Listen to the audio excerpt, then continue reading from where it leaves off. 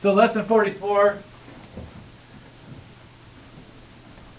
Tell me, how do we tackle this kind of a problem? It's an easy one. 5/11. It is 5/11, but how do we do it? If the bottom number is the same, you can just add the top two numbers. Okay, so the denominator is the same. Oops, that's 2.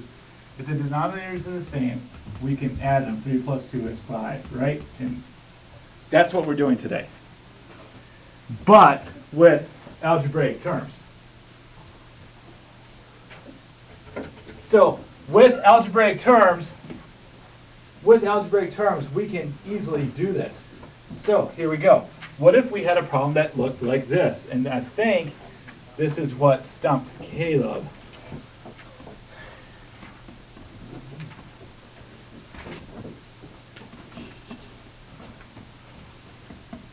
So, as long as my denominators are equal, are my denominators the same? Yes. Yeah. So, since my denominators are the same, I can rewrite this problem like this. But since the middle one is the same, can't you just cross it out and make it 1? Since the middle No. one. All right. Is there anything else I can do? The A's and the 2 and the 6. No, the A's are going to stay. Or the 6 and the Because no, I cannot cancel them. If I could factor them out, yes, but I can't factor them out, so I can't cancel them. So, I can only do is add like terms on the top. So what can I add? 5 7. and 2. 5 and 2. So what this equals is 7 plus A plus B over A plus 6. And it's done. Okay, there's nothing else I can do to this problem. This problem is complete as it is. Okay, since my denominators are the same, I can go ahead and add them. Now, part of today's lesson is what are we going to do when our denominators are unequal? We'll figure that out next. Let's do another one that's like what we just did. What about 5 over a squared plus 7y minus 3 over a squared plus 7y, oops, plus z over a squared plus 7y. So my denominator is completely the same. Okay? If I rewrite it to show the step, I have 5 minus 3 plus z over a squared plus 7y. I only need to write the denominator once because they're all the same. Right? I can add like terms. I can do 5 minus 3. So that's 2 plus z over a squared plus 7y. Now my problem's complete. There's nothing else I can do to this one. All right? Is that easy? Yeah. Right. 5x plus 7 over 5a squared x minus 3x minus 2 over 5a squared x. Again, my denominators are the same. Right? All right. So that's going to give me 5x plus 7 minus 3x minus 2 over 5a squared x. So far, so good. 5x and the 3x are the same. Okay, so 5 minus 3, It's 2. 2x. so that's 2x And then 7 minus 2 is 5. plus 5 Yep. over 5a squared x. Done. Nothing else I can do to that problem. It's complete. First half of this lesson, what do you think? Easy. Easy. That's not too bad, is it? All right. So the second half of this lesson is, and let's do a little reminder, how do we handle this kind of a problem? You make it a common denominator. All right, we have to make a common denominator, so we have to think of the least common multiple between 4 and 2, which is, what's the least common multiple of 4 and 2? 4. It's 4. We could use 8, but that's not the least. We always want to look for the least. Why do we want to look for the least? Less work. It's less work if you can come up with the least. So the least common multiple is 4. So all you gotta do is change this one. To 2/4. Right. I'm just showing the work. So now we have 1/4 plus 2/4 equals 3/4. Remember that? That's something you learned a long, long time ago. Well, today, what we're going to do is what happens when, on these kinds of terms, when our denominators don't match up. Okay. So we have to make a common denominator. So we have 3/4 plus 2 over b. What is our common denominator going to be? Anyone want to hazard a guess? 4b. It's 4b. Our common denominator is going to be 4b. So for this one, we multiply it by b over b, and this one we multiply it by 4 over 4. That gives me 3b over 4b plus 8 over 4b. Do I have a common denominator now? Yes, you do. Now I can go ahead and add them. So, and there's not much else I can do to this. 3b plus 8 over 4b. Problem's done. Done. So all I have to do is make sure I make a common denominator. Okay? My least common multiple is really easy. I need one of each to do it, right? All right. Let's do a few more of those so that if you're still a little confused, we get some practice in on this. All right. All my denominators are different. What do you think my common denominator has to be? 2bc. 2bc. Has to be 2bc. All right, so this one, I'm going to multiply it by 2c, top and bottom. That's c, I wrote 6. That's dumb. Try to hide that. Over 2c. Did it again. That's even dumber. All right, this one has to be 2b. And this one has to be bc. Okay? Make sense? Mm-hmm. Now I have a common denominator of 2bc, because they're all the same. And on the top, I have 4 times 2, which is 8. so 8bc, right?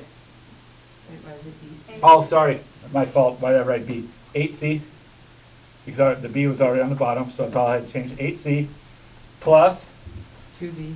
2b plus, 1x. that's One. times. Oh. So, 1c. so bc. So I'll have to write the 1. Okay? Anything to do this problem? It's done. Okay, there's nothing I can, these are all different terms, they're not like terms at all. So I can't do anything else to it. I can't, it's done. Our work is finished on that one. Okay? Does that one make sense? Yeah. Let's try a few more. 5 over x plus x over b plus a over c. Common denominator is going to be, CBX. how about bcx? Always want to put it in alphabetical order. So I'll write it down here so that I can, so we remember it. So this one already has the x, so this one needs a bc. So bc over bc. This one needs a c and an x. C, no. So, yeah, it does. Doesn't it have x though, right? On the bottom.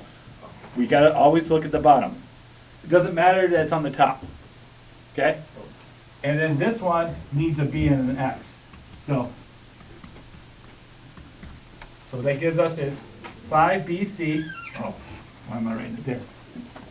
5bc plus X squared. cx squared, because I have 2 x's, plus abx. Do I have like terms?